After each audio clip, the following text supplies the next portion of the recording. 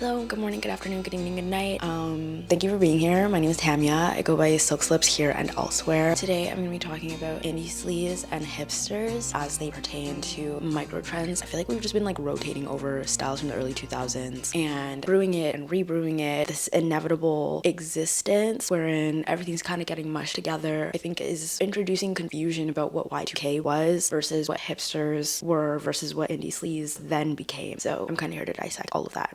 I personally don't think current microtrends exist in a way that previously would spill out after one another, and rather that they kind of coincide regardless of what new core seems to crop up. And I think things have actually been like that for quite some time. It's like not a new phenomenon that we're just redigesting the same trends over and over and over again because it feels like there's nothing left for us to do. I would bet that this has been a thing since prior to the quick response market that occurred right before fast fashion became a thing in the late 1980s, early 1990s. The quick response market kind of prioritized shortened product manufacturing and really depended upon what supply a company had as opposed to what was trending online, for example. You could be a goth or punk or preppy or whatever in the 1980s, and that probably came about as a means of both community and what you had access to. So black dye, safety pins, scissors, thrifted flannel shirts, etc. are all cheap. So falling into something like being punk definitely was easier to align with as a working class person. You could look at your surrounding subculture as specific groups of people, as opposed to now I feel like a lot of culture is kind of lumped together based on what side of the internet that you're on, what algorithms are catering to you. And of course as well, things like good tailoring, cashmere hand-me-downs, and brand new leather loafers, you could distinguish who was wearing those things and why, and probably deduce where they came from as a result. Fast fashion and the ease of access to changing one's wardrobe shifted all of that. I think the coinciding fast fashion market and the popularization and marketing of so many alternative styles in the late 90s has led to companies trying to produce exactly what they think consumers want. Of course, cost still comes into play and does prevent or create measures for manufacturers to continue doing what it is that they're doing or shift, but this is as opposed to producing the same things over and over based on what the brand is already capable of versus venturing out, because if you don't venture out, the consumer's not going to care because that's not what's trending. That is a very cost beneficial way of operating for companies, and now we're kind of seeing a major shift in what that looks like and how smaller brands are capable of existing in that landscape. Now more than ever, in order to work with buyers that decide what gets chosen as stock, especially in luxury retail, the design processes are shifted in favor of both what the buyers deem most valuable to their audiences as well as what trends may proliferate as a result of consumer tastes. Profitable shifts in other industries like music and even arts and crafts have a direct impact on this. The marketing campaignification of trends, where a fad is presented to us out of nowhere online, and I mean the most prolific example I can think of is blueberry milk nails, where it felt like all of a sudden big nail polish is talking directly to us in a backwards baseball cap and mall grabbing a skateboard, and it's like we're all supposed to be convinced that blueberry milk nails are cool because skateboard Steve Buscemi said so. But with other trends, it's harder to distinguish whether or not it's actually a part of our reality, and that falls in line with this growing issue that we're having to tell the real from the fake online. And time is really like the only tell. I mean, like, think about it this way. Most people cannot afford to, let alone want to, change over their wardrobe every other month. A completely new way of dressing because of something just inspired by their TikTok feed. Maybe if you're young and you're just getting familiar with your style, you might lean into that more. But I'm 28. I'm not doing that personally. I don't know a lot of people who do, and I think it's really expensive also, so just not practical, right? And I don't know, the associated conversation about sustainability is really funny to me here because indie sleaze isn't even 20 years old yet. Like, not completely. It's near there, but we're like not there yet. So it's barely vintage, and it's a time period that we're still trying to understand. As you can see, I still own a lot of my indie sleaze attire. Shout out to American Apparel. This is not sponsored. I did work there though. All American Apparel girl, but look like I'm ready for a shift for work. I'm not putting this on the top. As I just said, I worked at a good few of the mall stores that really sold indie sleaze to us on a platter for some years, etc., etc. As a teenager, I was very privy to the changes happening directly on the retail floor in response to how people shopped at that time, as well as the massive move a lot of companies in general have made to selling things that more so reflect the secondhand marketplace. All this to say, brands have pretty much for the last like 20 years at least strived for a modernized take on vintage pieces and looks. And now we're seeing that again, and these trends are being brought back from literally like 10 years ago. That part is a very new phenomenon. And as I said, most brands in the 1990s, including American Apparel actually, including Urban Outfitters actually, point were just producing what they thought would get them the biggest returns on investment, and the brands still played a bigger role than the masses in dictating what was popular or cool, or subsequently what was considered alternative without having to send it in like a Trojan horse. A good comparison of how that happened is to look at the evolution of the internet. You can check out my War on Information video just to get a little bit better of a gist. Essentially, the internet was meant to be entirely free and for the people. That's largely how it started to amass intrigue and spiral out, with blogs and forums and such being the main occupying factor of the World Wide Web. Now it's like corporations and money-hungry dingbats with literally no lives have redefined the internet's purpose, or what it looks like at least. Just like indie stopped being indie when it became a label or a genre for companies to capitalize off of. A lot of the things that I'm talking about today happen simultaneously as per usual, and no industry truly exists independently, and that's just what it is. I also feel like the initial indie sleaze era kind of held different existences based on where you lived, as well as your age as it was happening. Regional dressing was more distinct. Dressing for your age was definitely a bit more distinct, which feels like less of a thing now because of the advancements we see with the internet, the quickening of the trend cycle, sharing fit checks, etc., etc. I remember that era for me noticeably started when I was in grade 7, so around 2008, when indie sleaze is identified as having begun, and I wanted to start dressing differently from everyone in my little Catholic middle school. So I got a few things for my first day when my mom and I took a trip to New York City and Syracuse. For my first day of grade 7, I wore a white beret, a pink burnout cotton I Love New York t-shirt, lemon yellow skinny jeans, black low top Converse with like rainbow stars all over them, and a pink and gray TNA Powell bowling bag, which was a huge status signifier in my middle school. At the time, I begged my mom to get me that. Shout out, mom.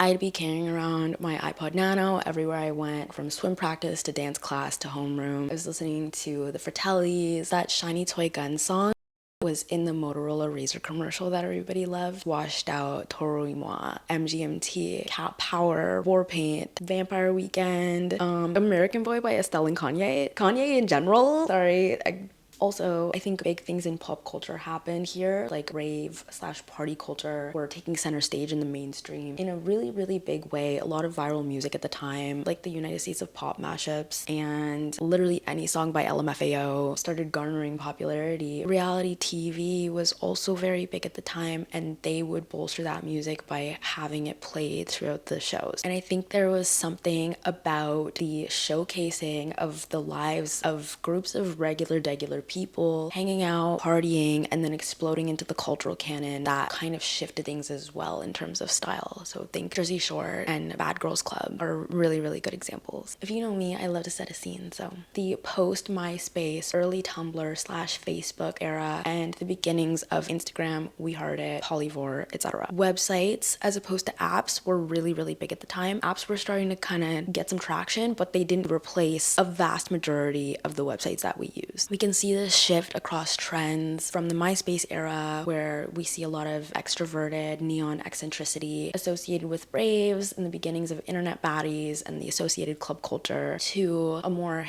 heroin chic revival, current day, rest in peace, with references to people like Jimmy King and David Sorrenti. She doesn't even understand what I'm going through. I stole my mom's antidepressants. I've been trying them out, but they're not really working. Also rest in peace. To a more twee, slightly melancholic, manic pixie, aspiring intellectual, represented largely in movies like 500 Days of Summer and Eternal Sunshine of a Spotless Mind. Music like The Smiths and Belle and Sebastian and that one Carolyn Polachek song that no one really knew. I don't think a lot of people know it's her still. Anyways, all of this is nostalgia for me as a zillennial, but for much of younger Gen Z, this is like brand new, or they just weren't old enough to participate when it was happening. I was not old enough to experience LMFAO in the club, so.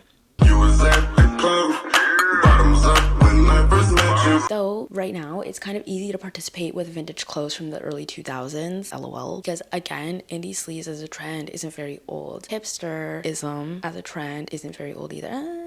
get into that. We'll get into that. And I think the indie sleaze revival is catching on with more popular corporate-owned stores like Urban Outfitters, who, funny enough, were one of the main retailers publicly affiliated with this specific aesthetic in the 2000s and 2010s. But that begs a few questions of, why again? What does all of this mean? Why is it happening right now? And, is somebody pulling the strings here? Is this, companies that didn't sell out all their stock, they're just like pushing it again like blueberry milk nails? Or is this life imitating art, imitating life, imitating art? Yeah, say a couple years back, a lot of blogs, forums, podcasts, TikTokers, etc. forecasted the indie sleaze return as inevitable and on the precipice of being back almost constantly for like a little while, but it's here. Like there's no denying it at this point. And a few things that come to mind off the top of my head as to why it's reoccurring, specifically, I would say 2023 onward, is because of a few things. One, broke. Nostalgia culture has been exploding across all industries because it feels safer for stakeholders within a seemingly perpetual bad economy. Woke. The frequent iteration of the postmodernist idea that we've done this all before and we're doing it all again. Joke. The trend cycle quickening even more because of social media and particularly because of the advent of TikTok. And bespoke. People began attempting to go out again with the post-pandemonium sense of normalcy. Nothing is normal, girl. And romanticizing meeting people in person, out and about, on the dance floor, at the bar, the tennis court, etc., etc. And very importantly, yoke. As it relates to my first point, the times we are in economically are reminiscent of the 2008 financial crisis when indie sleaze first cropped up, and now nobody can buy a house again. That last point I will dive into a bit deeper, and to preface, I will give more context to the first 3 points to support the last point. History brief, epistemology time. Okay, so the joining of these two words, indie and sleaze. Why? What is indie? You know what I'm saying? Why did the 2000s and 2010s make it sleazy? So sleaze means gross, debaucherous, immoral, corrupt, etc. But indie was a subculture before, right? It originated in the music industry out of the term independent in considering the alternative rock scene in the UK in the 1980s. And according to the AllMusic page on indie rock, it describes both the do-it-yourself, DIY attitudes of its bands and the small, lower budget nature of the labels that released the music. The biggest indie labels might strike distribution deals with major corporate labels, but their decision-making processes remain autonomous. One example that you can take from that would be Joy Division, that started out among childhood friends who'd encountered each other at a Sex Pistols concert, and then they went on to become a band, and then they began to distribute with the now defunct label Factory Records, while also working with RCA Records, who were a bit more stringent with what went on for the band during production. And I have to double check if RCA has always been owned by Sony or like if it started before or after that time, but yeah. Regardless, Joy Division aptly made their way to be one of the biggest cultural signifiers of the hipster subculture in the 2000s and 2010s, despite the band only existing for about 4 years and disintegrating after Ian Curtis's passing in 1980. In terms of hipster culture, listening to certain kinds of music, aligning with certain politics, and dressing the part all became essential to participating in specific in-groups and not being seen as a poser, which was a real thing that people called each other for seeking cultural capital on feigned interest. Okay, now say it to me like I'm Krishan. Jesus loved y'all. Right, go slap her. She trying to go viral. Shut up. Jesus loved you too.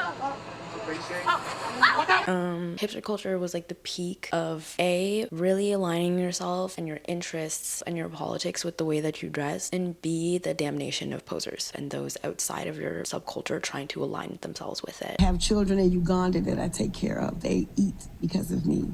I'm building homes in Uganda.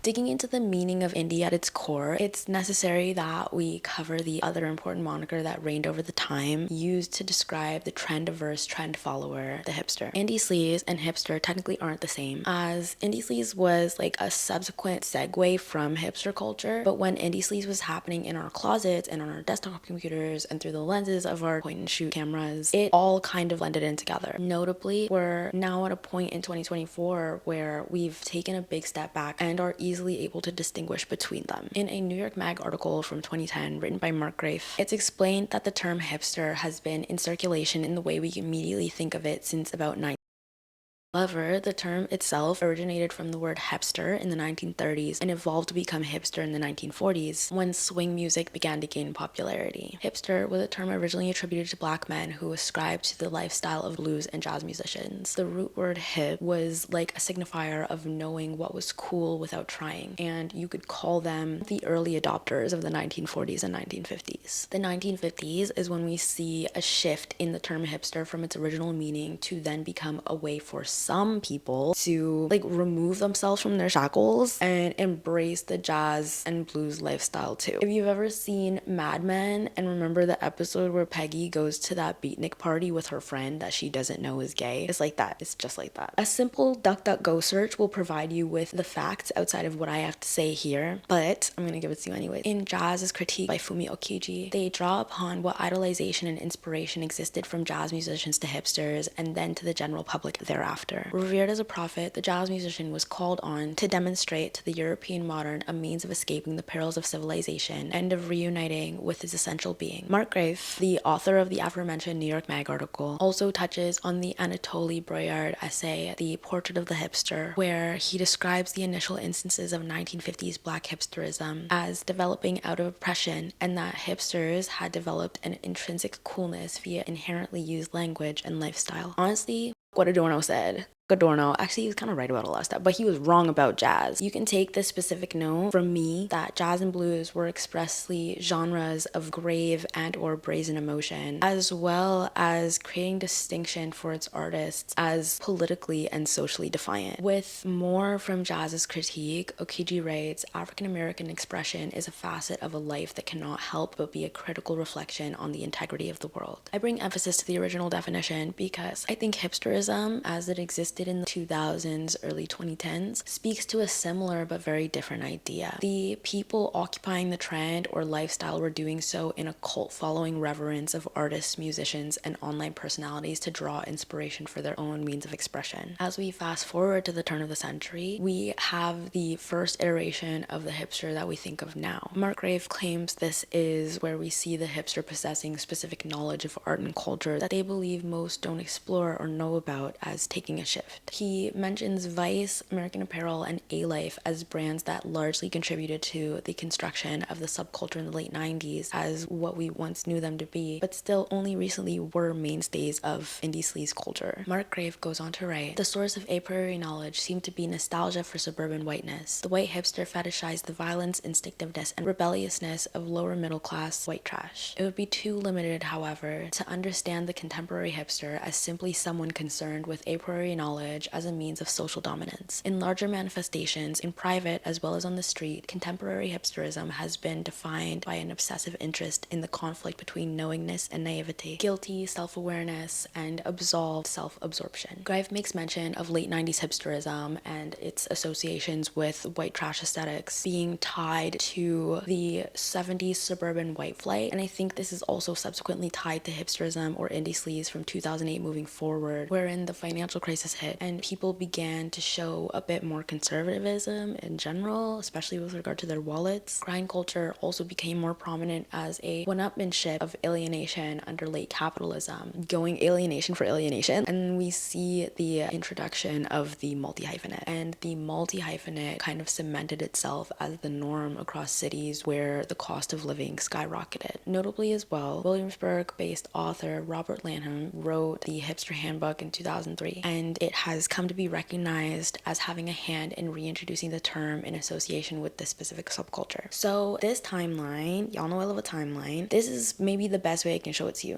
I did my own referencing other timelines as well as personal memory from influential moments of the era in my personal opinion. And since a lot of infographics don't elaborate on the transition from hipster to indie sleaze, I thought it was kind of important to put together. But, you know, I tried to keep it concise, not super elaborate, because as always, the video is full of evidence. You don't need the timeline to tell you that. Mark Grife's timeline stops at about 2004 for hipsters. I found some infographics that stop at about 2009. I personally think the trend actually went into a portal in 2005. Everything that just precedes indie sleaze, and I would say canon hipsterism, like the post 9/11 Williamsburg inspired variant hipster. Based on this, hipster culture spilled into indie sleaze around 2004-2006. So if we're following this timeline, hipster and indie sleaze are not the same thing. However, the hipster subculture directly came before and influenced the indie sleaze subculture as what it came to be. Once the portal shift happened, there was an expansion of what hipster included as a result of its prior years of amalgamating and splintering. The word hipster itself trickled on into the indie sleaze era, and soon enough it was too late. Hipster was no longer hipster. It was no longer able to exist as it did, and especially given the fact that there was no real identifier for the portal shift as it was happening. Hipster became a weird and annoying label that no one really wanted to ascribe to, and I don't know if that made the pretentiousness worse, but like that was a part of it too. By 2012, hipster was officially named and recognized within the mainstream, and as an idea it was capitalized upon to shreds, which aided in its disintegration as corporate co-opting of indie once again felt like the truest antithesis of what the subculture even existed to be. It's different now. A lot of people kind of see it as a badge of honor to sell out, but that's like a different conversation again about like the worsening economy, and does implicate, you know, all of the trauma that we've had with regard to politics the last little while, but that's a different conversation, a different story. Anyways, this can also be seen as a rehash of that indie definition, wherein we had to stop calling it that because that essential piece about knowledge that set the niche apart was spread too thin among the masses and was no longer a barrier of entry, something that was actually very important for hipsterism. Now, to answer that long little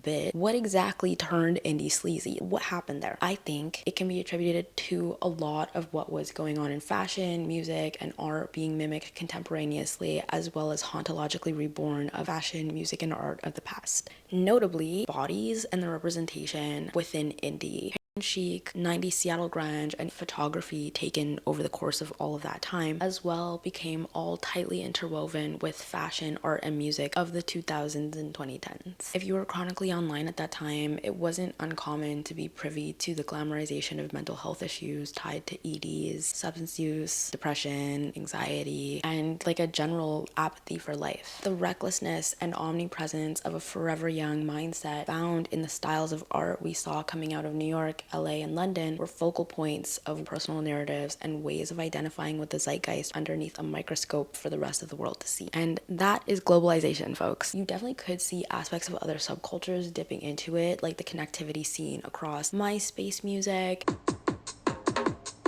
and the indie rap slash hardcore slash scene slash emo subcultures that splintered off into Tumblr when it took over as the new niche platform to use and blog on. Personally, I remember feeling a sense of angst at that age as well, so that melancholy and way of looking at art in the world was appealing growing up, discovering things like Japanese jazz records because of DJs I followed at 14. Obviously I wasn't in the club at 14, or discovering Channel 4's TV shows like Skins and Misfits because of the screen grabs that were frequently spread like memes all across our dashboards. Things that spoke to love and friendship and life as a teenager at the time. Popular images that circulated MySpace were party pictures that you took with your friends, getting schwasty and showing the world this sense of glamour and glimmer and posture, despite things being hard for a lot of people, and the reality being kind of gross often in creating a romanticized, posed, picturesque version of reality. And then Tumblr was like melancholy twee, space cowboy, bruised, starving, unshowered, so a bit more realistic but still picturesque, still with the intent of being viewed. Largely, the dissemination of images during the indie sleaze era were blog focused. Tumblr, We Heard It, early Pinterest, Polyvore, forums, op-eds, and personal blogs were how everyone kept up with each other pre-Instagram. People did use Instagram by, I think it was 2012 that Instagram dropped, but it wasn't as frequently used as it is now, and influencers didn't exist at that time. Not in the way that they do now. They were not being paid to be online. Fashion forums that I was in like 7th grade were super random. I was in the garage forum for some reason.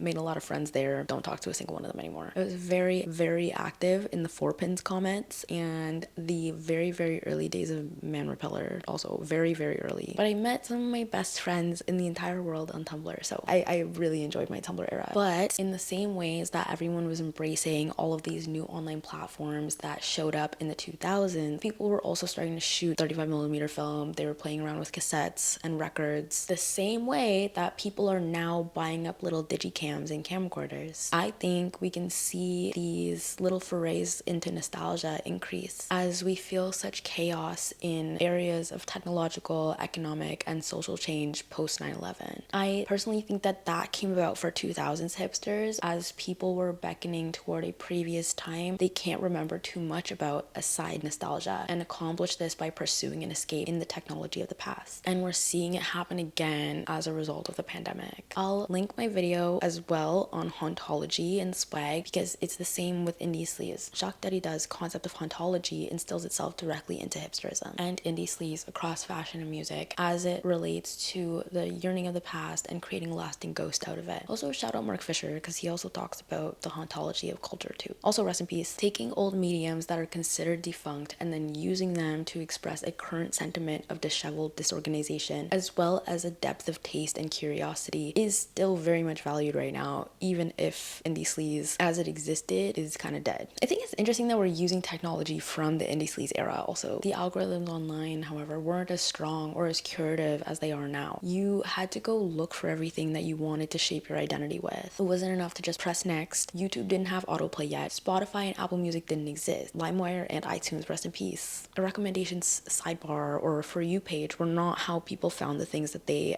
loved the most. People were still largely curating their own experiences via whose blog they read, what forums they lurked, etc., rather than being bombarded with ads and content from people you don't know and the algorithm thinks that you would enjoy. Oh, and this like hot girls don't gatekeep thing that I keep hearing about, not a thing. Was absolutely not a thing. Gatekeeping was extremely normalized and welcomed even. Hipsterism and like early indie sleaze was about preservation of what you perceived made you unique from other people around you. Of course, that led to a lot of pretentiousness, as I mentioned, and negative attitudes about virality and popularity, which is like the exact opposite of the current cultural moment. Why, you might ask? I don't know. We're still figuring that out. I think we'll probably find out in the future when the vibe shifts dramatically again, but I think the acceleration of every industry, particularly social media and everything pertaining to the arts, and the continual rise of the cost of living hasn't helped one bit. And for that reason, I'd like to draw specific attention to the 2007-2008 financial crisis, so we can know more about our past in order to have a better future, because it seems like we're just repeating history right now. So I'm gonna kind of paraphrase the Wikipedia definition because we need to know what it is,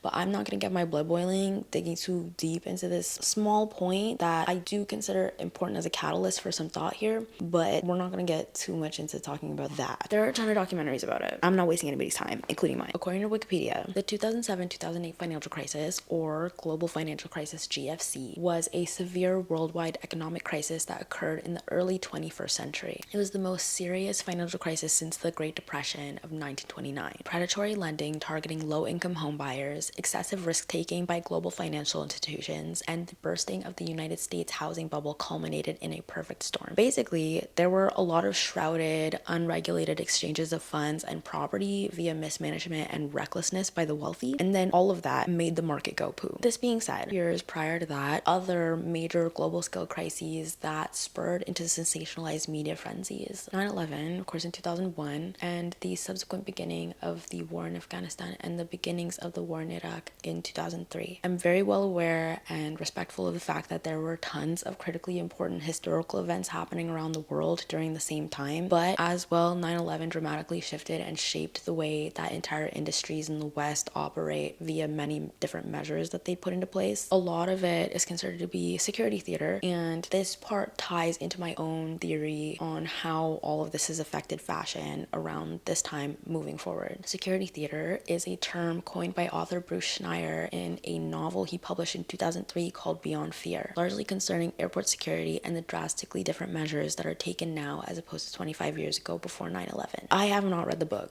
I'm busy, I'm sorry. But I do know that Schneier points to TSA as an example with reference to La Théâtre de l'Absurde, which was was a niche genre of 1950s European plays that drew upon themes of philosophical absurdism. The nostalgia boils down to the performance of security by time traveling to any time or place that isn't right here, right now, through our clothes, through our technology, through our means of spending time. And the indie sleaze revival feels like a simulacrum of that safety blanket that we thought that we had. The other idea I'm trying to draw upon here is that we're seeing a lot of things in other industries doubling back from around the same time, giving us cultural deja vu, and the ways we're dressing truly is tied to our collective existential crises about the times that we're in right now. After September of 2001, people clung on to the things that they knew and were familiar with, and as a result of the pandemic, we are experiencing the same thing all over again. Media conglomerates and streaming platforms push the artist out of the equation, reoccurring now as they did before. In music, rock is also making a big mainstream comeback, and especially in fusion with rap music, and the current housing crisis is genuinely nuts and scary. If you want to know why microtrends are eating themselves and vomiting themselves back up like a nasty Ouroboros in a Chicago Bull snapback, I'm sorry to be the bearer of bad news, but fashion won't give up fake Y2K McBling 90s grunge meets current aesthetics to save its own life right now, because nothing else will. You have any other parallels? Please put them in the comments. The trend cycles are quickening, and fads or microtrends filter in and out really easily, which also feels like the fashion industry is in a weird bubble as well, and no one really knows what it's gonna look like when it pops. So what the fuck are we even talking about? Like, says who, right?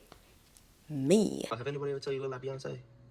Nah, they usually tell me I look like Shalissa. But anyways, Jean Baudrillard insinuates postmodernity as an era wherein everything is cyclical and that we're constantly confronting and avoiding death in that cycle. He thought that nothing created in this era has any real reference aside itself and other things of shallow immediacy. It's a bit pessimistic, but to an extent he's really right. I think to solve that though, we need to find and name the meaning in things we do with accurate reference and not just core our way out of everything. But you know, dialectics, right? Calling everything core, that is like one of the defining trends of this time period. The fact that everything is just repeating itself from 20 years ago, but like mushing together, also definitive of this era. And again, we're in a bubble. What's it gonna look like when we stop doing that? On the topic of microtrends becoming meta references, Mandy Lee, a fashion writer and trend forecaster in Brooklyn, posted a TikTok suggesting the 20-year trend cycle turnaround has now come for indie sleaze as inevitable. But that was in 2021. It's 2024 now. That inevitability that I mentioned earlier, she pinpointed it years ago. She also posted another video theorizing that microtrends would eventually collapse in on themselves, becoming harder and harder to distinguish from each other, which 3 years later, again, she's absolutely right about. That's why people think Y2K is a catch-all for a bunch of styles that aren't Y2K. This is considering her thoughts on what could occur from this melting pot of styles as well. Her work is really interesting. I suggest you check out her TikTok. I've linked it below,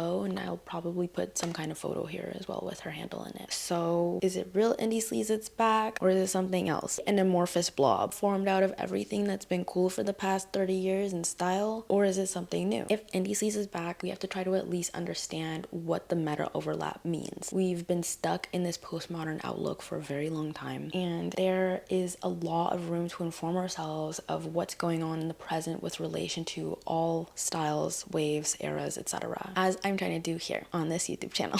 There are a lot of differences to draw aside from just calling this current weird thing we're experiencing a name that already exists. And the placeholder name makes sense for now, like indie sleaze revival, especially considering what I'd mentioned about the hipster to indie sleaze portal and how hipster became indie sleaze and then the name changed. But new and evolved technology that we've seen since 2014 makes it so that things have never existed in the current way that they do ever before. I think that's a big point that I'm trying to make here. We're in a microtrend mush. Maybe that's a good name for this like time period, because it's not just indie sleaze. It's a bunch of different stuff that we have reference to from the past. Like it's a lot of different stuff, and even prior to 30 years ago, right? Because a lot of the stuff from the 2000s and 2010s again is just referencing stuff from before that time those people didn't have access to, or that those people were not around for to be nostalgic about it. You know, referencing stuff from the 60s and 70s that they weren't old enough to experience and therefore feel nostalgia for based on ideas of what it might have been like. And what's worth remembering is that the cream of the crop of visual and written information, or simply just the most viral from our current time, will be our main and only references in the future. For me, that's the scary part. If it wasn't deleted by the original poster, or the slow rot of the internet, or the disintegration of a previously existing platform,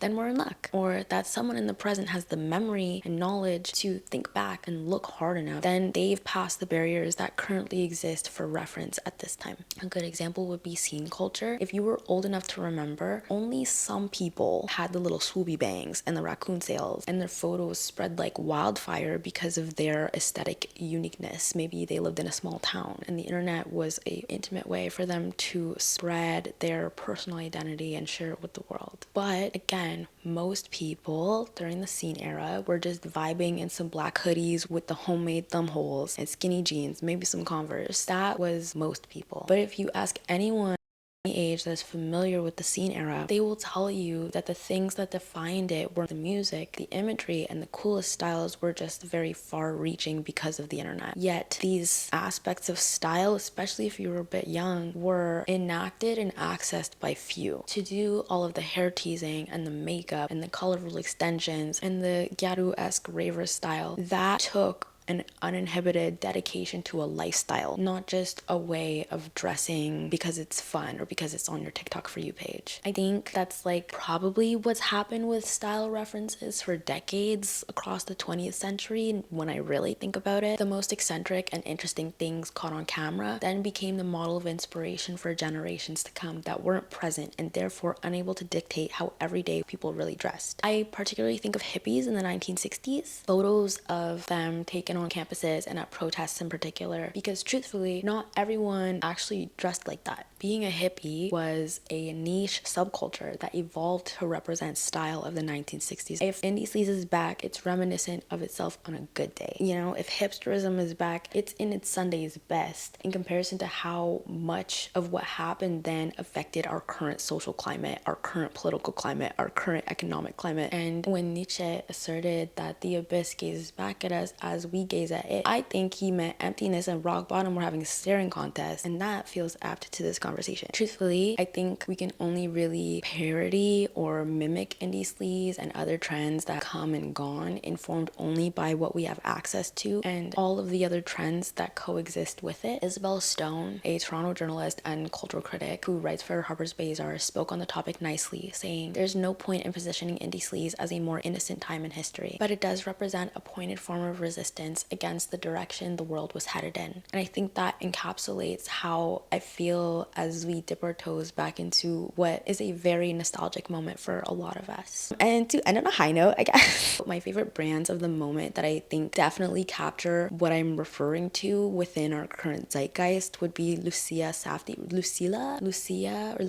Safdie? Lucia? I think it's Lucia. Lucilla or Lucia. Laura and Joshko as well, love. Some of Vaquera and All In Studios work definitely is reminiscent of this as well. And the curated store, the Grotesque Archive, I love as well, and I think definitely hits the nose for sure with regard to the trends that I'm talking about. If you have any more that you really like, feel free to put them in the comments once again, because I would love to have a look. Yeah, I'm not against this happening. I feel it, I see it, I understand it, and I think I get it. Yeah. And if you made it to the end of this, I really appreciate it. Thank you so much, silly cutie. Thank you for watching, and I'll see you in the next one. Bisous, bisous. Bye.